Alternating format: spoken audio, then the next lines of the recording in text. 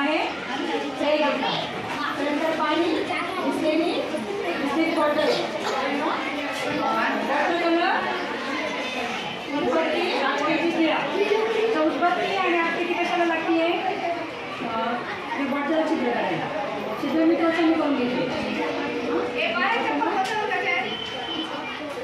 या बॉटलला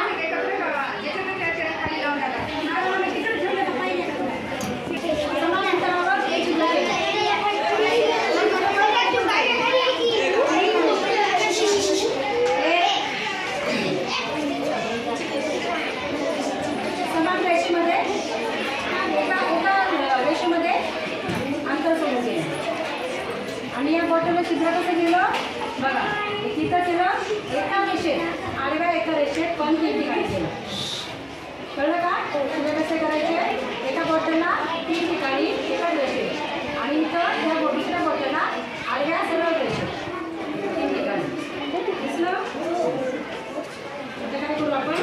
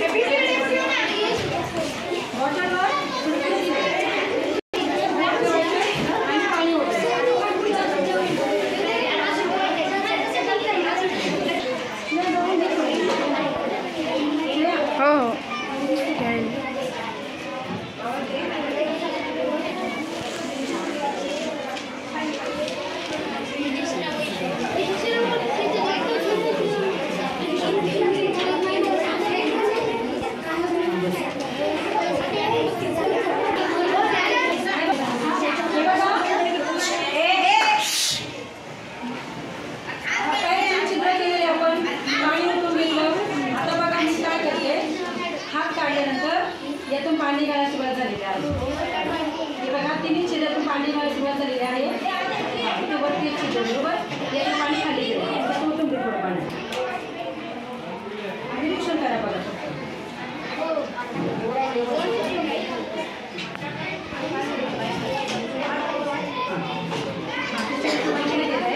पण हे पाणी दिसतंय का तुम्हाला?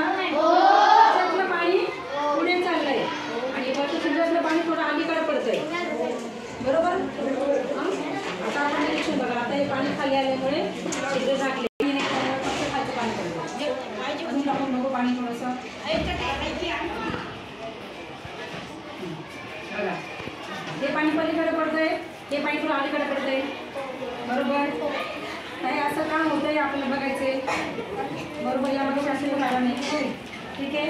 आता हे पाणी संपेल काही वेळाने. आता या बाटलीमध्ये काय बदल होतो बघू. झाकण ठेवा.